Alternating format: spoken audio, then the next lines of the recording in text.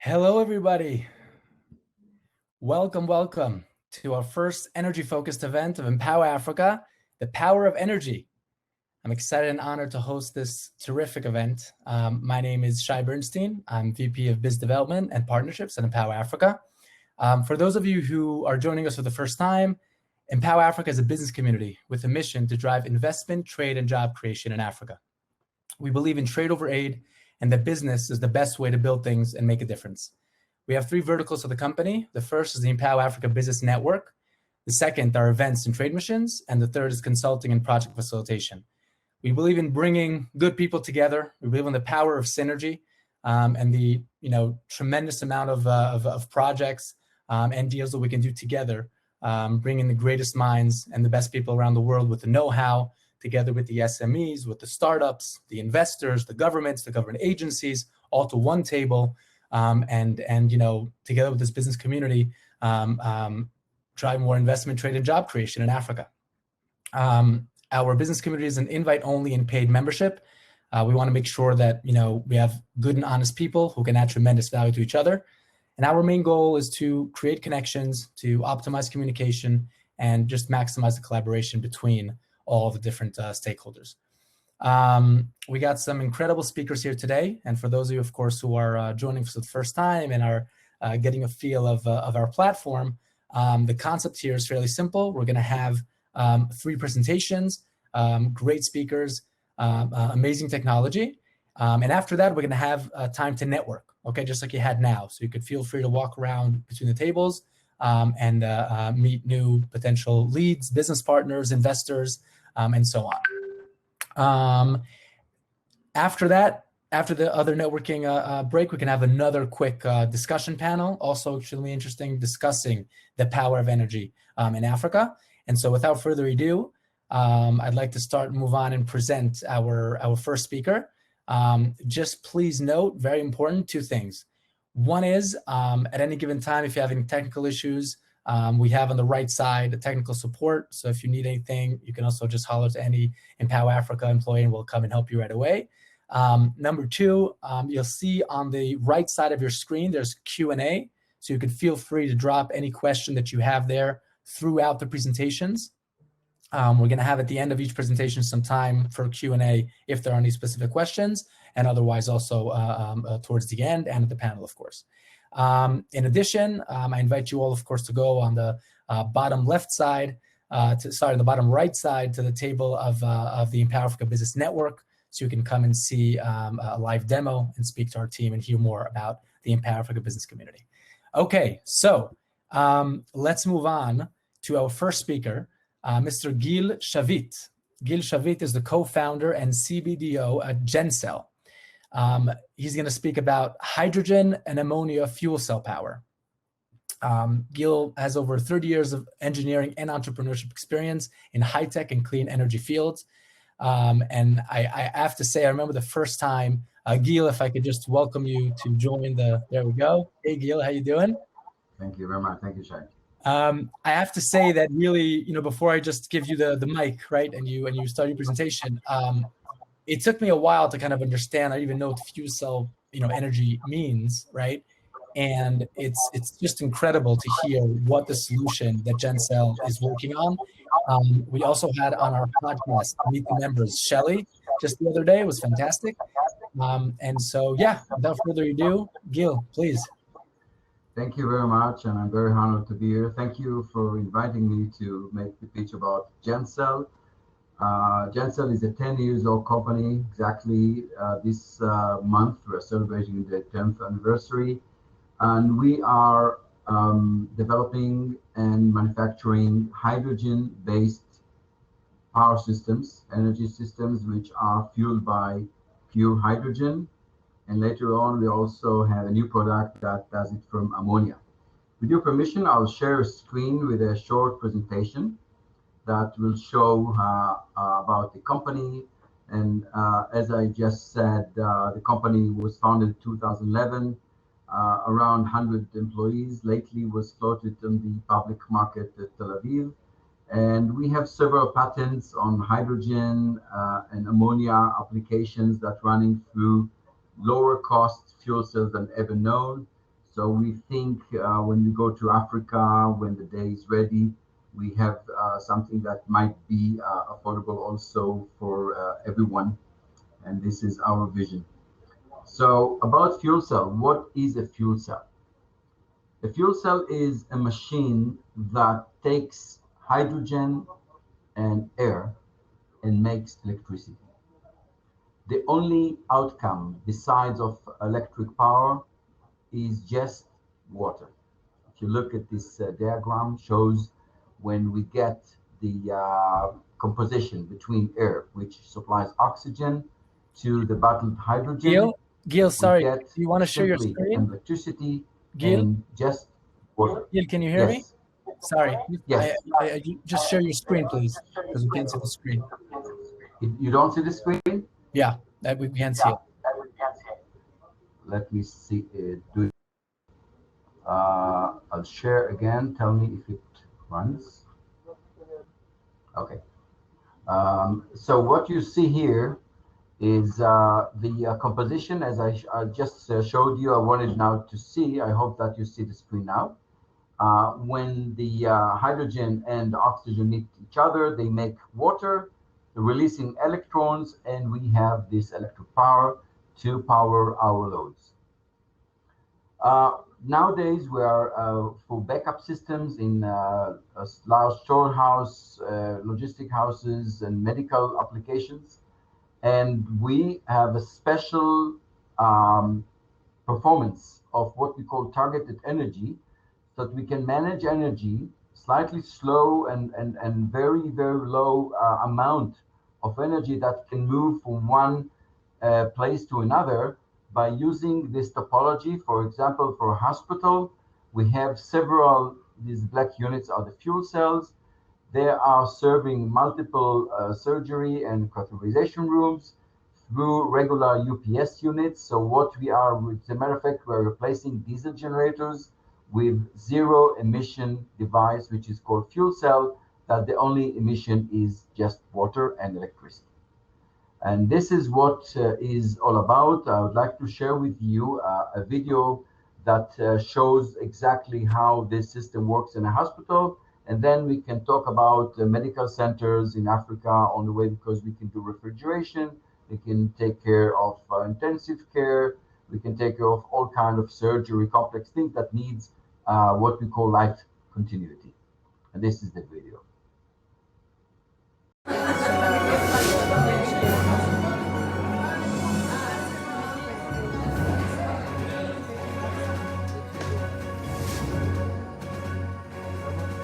Hi, I'm Shelley Zargari. I'm here at the Hillel Yafa Medical Center in Israel.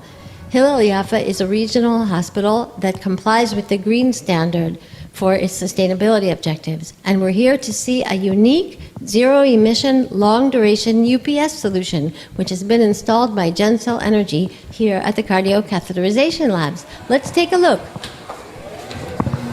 Here we are in the cardiocatheterization unit, where you can see the sophisticated equipment that's used for life-saving catheterization operations. Life-saving catheterization operations require an uninterrupted power supply. That's why the hospital invited GenCell Energy to install its fuel cell-based long-duration UPS backup power system. Here we are in the outdoor protective enclosure where the fuel cells are kept. This is where the UPS gets its power, from the fuel cells.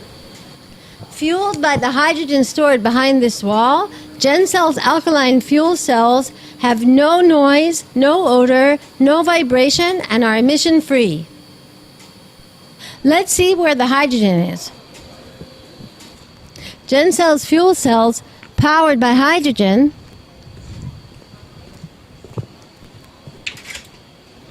are fueled by the hydrogen in these cylinders, which are safely stored here outside. Fueled by the hydrogen in these safely protected cylinders, the fuel cells can run for hours and days, for as long as hydrogen is available. We see in the conditions of power outage, the fuel cell kicks in immediately. Now, with the fuel cell-based backup power for long duration, it recharges the batteries that back up the UPS.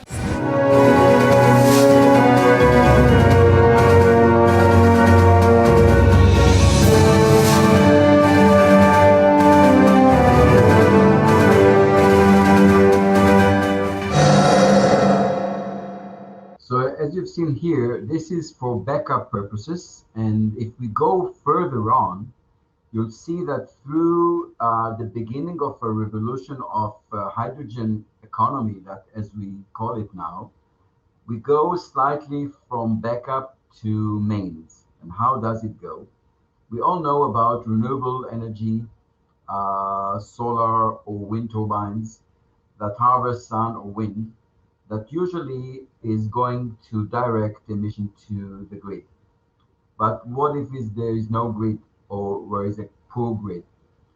Though the application that we are now starting with this hospital that already is running with our backup system, long duration backup systems, is to go and create their own fuel. That says, instead of changing those hydrogen cylinders as was shown in the video, the customer will be able, through our electrolyzers, to harvest sun or wind and to make direct electrolysis of water, simple water, to make its own hydrogen.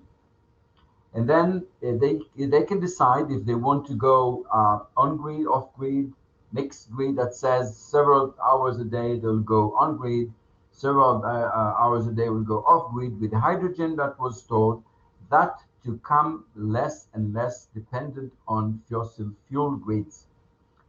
And from the other direction, when they have enough hydrogen and they have enough supply of electrolyzed water, they can use the O2 that comes from the water for their oxygen equipment at the hospital. They need it for their patients. And extra hydrogen can go to water heaters by hydrogen catalytic burning, that says no burning fossil fuel, getting their steam with zero emission. So this is what I wanted to share with you. We call it a renewable energy DC microgrid. This become more and more standard. And I think when we go to Africa with DC microgrids, we can make a system that could run only on non-emission fuels. So if there are any questions, because I have only about 2 minutes to go, I would be very glad to answer. Fantastic. Gil, if there aren't any questions, you want to maybe show that other short video that we spoke about that just explains the technology? Yes. I think that may be good. Just to finalize. Yes, of course. I will. Awesome. Thank you. Have you heard about the new sustainable energy technology called fuel cells? In fact, they're really not that new. Fuel cells were invented in 1839 by William Grove and were developed by Pratt & Whitney and other companies in the 1950s. Safe and dependable, they were used by NASA and the Russian space program to power spacecrafts. Today, leading global companies like Apple, Verizon, and Coca-Cola use fuel cells to generate clean power. Honda, Toyota, and other car companies use them to power their new generation of pollution-free cars. So how do fuel cells work? Fuel cells use hydrogen and oxygen in a chemical process to produce electricity and heat. The only byproduct, pure, clean water. A fuel cell has 2 electrodes, an anode and a cathode, and between them, an electrolyte. The catalyst on the electrode breaks the H2 hydrogen molecules to allow them to combine with hydroxide, OH negative ions, to create water and release electricity. But unlike batteries, fuel cells don't store power for a limited amount of time. They generate it for as long as you have hydrogen. As a source of backup power, fuel cells are much better than diesel generators. They aren't smelly or noisy, and they don't produce harmful exhaust. Fuel cells can be used anywhere you need backup power: mobile phone towers, electrical substations, manufacturing, and much, much more. Other green power solutions harness the sun or wind.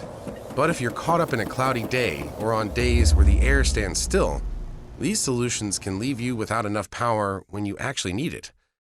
That's why you need GenCell, a proven green power solution that keeps you running no matter what. To learn more, go to www.gencellenergy.com. So I'd like to thank you for the time, and I'm ready with a Q&A if you have anything you'd like to ask later on. I'll be very glad to answer. Fantastic. Thank you, Gil, very much for the presentation. I really think that video, the short video, speaks volumes, because people then can really understand how amazing your technology is and how it's the future in so many levels as complementing other existing technologies. It's fantastic, especially from the reliability perspective. It was hard for me to believe and understand that it's so clean, right? It is so clean because there is no carbon in the equation. The only ingredients are hydrogen and oxygen, so you get only water out of it. It's amazing. And then that water could be used also for other purposes, right? Yes, yeah, this is a good thing because if this works 24/7, it will make quite a bit of gallons per day. And just because these are distilled water, very clean, you have to just put some minerals and salts to make it bottled water with minerals that become very, very healthy water. Fantastic. Let me just see if we have any specific questions. Stephanie, have you seen if there's a question? Otherwise, we'll move on to the next presentation and we'll have more time for the questions as well very soon. Thank you. See you later. Bye-bye. Thank you. Thank you, Gil. Okay. Our next speaker, Mmoloki Makoba. If I can ask you, please, Mmoloki, to turn on your mic and your video in the meantime. Yes, I'm on. Hi there. Good afternoon. Hi. Good afternoon. How are you, Shay? I'm good, thank God. I'm good. I'm speaking from Jerusalem. Where are you today?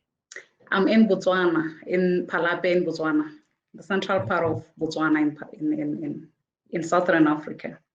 Amazing. So I'll just give a quick, just present you for 1 second, and then I'll let you, have your own presentation. So Mmoloki is a PhD researcher at BIUST, which is Botswana International University in Science Technology, with now 3 years of working on new coal conversion technologies, right? Today we have 3 extremely interesting different types of energy that we're talking about. So Mmoloki is doing her PhD on new coal conversion technologies to produce synthetic gas. Mmoloki also taught chemical engineering models from 2018 to 2020. Mmoloki, please enlighten us. New coal conversion technologies. What does that mean, please? Yes, thank you so much, Shai. If you just allow me to share my screen. Yes, of course. I believe Stephanie's sharing the screen, right? Just one moment. We'll get the presentation up. In the meantime, you want to just add something, another word or two about yourself? All right. Okay. So like Shai has said, my name is Mmoloki Makoba. I am a PhD student in BIUST. BIUST is the Science and Technology Institution here in Botswana. It was set up just to try and diversify the economy and try to move it from a mineral-based, as you may know, Botswana is a diamond mining company. We have other mines, other minerals that we mine, to move it from the mineral-based economy to a knowledge-based economy, and as well promote the manufacturing sector.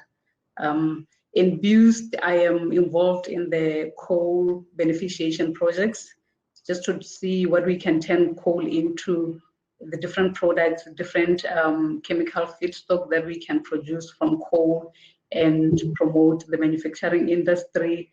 But right now I'm focused on power generation to try and generate power, because Botswana is insufficient when it comes to power generation. We produce ourselves about maybe 30 to 40% of the demand of power in the country, and most of it we import. So wow. We at least try to take that gap to bridge it, or to move the percentages high, and do that most efficiently and environmentally friendly as we can with these new coal conversion technologies. Fantastic. So you can see the screen now. Thanks. Thank you. All right. So the first slide there is just an introduction of what I'm going to present to you about today. And I believe I've touched that. So we'll just move on to just what the conversion technologies that are there are. So we have 3 technologies that are available, but there are more. Today we just... Mmoloki, just 1 second. Do you want to just press the full presentation mode on the bottom right side? There's the full presentation mode on the bottom right of the. No, if you go back to the PowerPoint for a second. Right, okay. Sorry about that. So the new coal conversion technologies that we're going to present today is the pyrolysis, gasification, and combustion. So I must say all these three processes are similar. What differs with them is the operating parameters and what you put your feedstock with. So in pyrolysis, you'd usually run your gasifier at around 500 degrees Celsius. And for gasification, you'd usually run at a higher temperature of around 1,000 degrees Celsius. And as well, you'd feed your air or oxygen, and you'll feed steam as well. And for combustion, it's just to burn out to produce heat. So these first two technologies, pyrolysis and gasification. For pyrolysis, we produce 3 different products. It will be your solid, which is charcoal in terms of coal, and then we'll have your light and heavy fuels. The heavy fuels will usually come out will be tar, and then your light fuels can be separated into your petrol or diesel. And then as well, we produce some gases. So the products that come out of these processes can be used for gasification. We get from solid, we only get gas, and this gas can be used to run the turbines to produce electricity. Then for pyrolysis, like I mentioned earlier, we can have chemical feedstocks, we can have your charcoal from here. So moving on to the next slide. This slide basically shows, it zoomed to Southern Africa, and it shows the road map for Southern Africa. And the dark gray part there is the coal resources that we have in Southern Africa. And if you look into Botswana, where I am, you see that this dark gray portion covers a wide range of the map or the geographical strata of Botswana. So it basically says, even though not all this coal is confirmed, but most of it, about maybe 35 million tons of this coal out of 212 million tons of the resources is confirmed coal that can be used for these technologies. Research shows that 1 ton of coal can produce around 2,500 kilowatt hour, and that is around 5 households, electricity that can be used by around 5 households in a month. I know coal is not what everyone wants to hear because of pollution, and it poses a lot of health problems and environmental problems. But here we say we can produce electricity, or we can produce other products from coal in a much cleaner way, because if you produce electricity in a combined cycle, what you're saying is you close in everything that you produce, and it's in a cycle. It keeps going from one unit to another and going back just like that. And there's also allowance for you to clean your gas and capture the pollutants and the particulates throughout your process. So then this coal as well can be used as chemical feedstock for other products in the chemical or manufacturing industry, which is even better, because when you look at countries like Botswana, the manufacturing sector is still really behind. So if we can produce things like dyes, if you can produce plastic, if you can produce fertilizers from synthetic gas, then it's really a bonus. It's creating employment, it's boosting the economy for the country. Okay, so this shows what happens in most of our conventional power plants, which is how we produce electricity in our country. In Botswana, we still use a coal-fired power plant. It's located not far from where I am actually. It's called Mmoloki Power Station. So that's where we produce around 30% of our electricity in Botswana, and most of it we import, which is why we stand here as the new coal conversion technology, even though we're still at the pilot stages, but we're hoping that soon we'll be advancing to higher levels of large-scale plants. So what we have there is that smoke that you see on top in Botswana, that would be the fly ash. So that is not good for the environment. It's not good for human health. It's not good for the plants that we see around. Because if you look around that area, you see that the plants are not as happy as the plants in other areas. They don't have fly ash. And as well, it's been proven to cause health problems, especially lung problems in humans. So we say as the new coal conversion technology, we can try and contain these within our plants and not have it escape to the environment, and we can actually capture it as well. Okay, so that is the picture that you see on the screen. There is the pilot plant that we are working with, or we are working on in BIUST. So we produce electricity, we produce synthetic gas from this power plant, from this gasification plant. So the plan for the future is to then integrate this plant with the gas turbine and then have a mini grid. Then we can prove that actually this concept can work in Botswana with Botswana coal, because it has not been proven to work in Botswana. So our aim at this point is to confirm that it can work, that gasification combined cycle can work with Botswana coal. So we're going to run it through this pilot scale plant and then collect the gas, feed it through the gas turbine, then connect that gas turbine to the mini grid and see if we can actually produce electricity. From this, we are hoping to produce around 100 kilowatts of electricity. Okay, so if you saw that as a bit complicated, this is just a simplified diagram of what we do, or of the plant that I showed you previously. So we have the feed in of our raw materials from that arrow there on the left, and then it goes through our screw feeder into the reactor. The reactor is heated through induction heating, which hopes to save energy from there. There's one thing that I must highlight here, that this plant is not yet independent. It needs to be started connected to the main electricity supply before it can generate its own electricity once it's combined. And what I'm showing you right now is just production of synthetic gas, which is going to act as a fuel.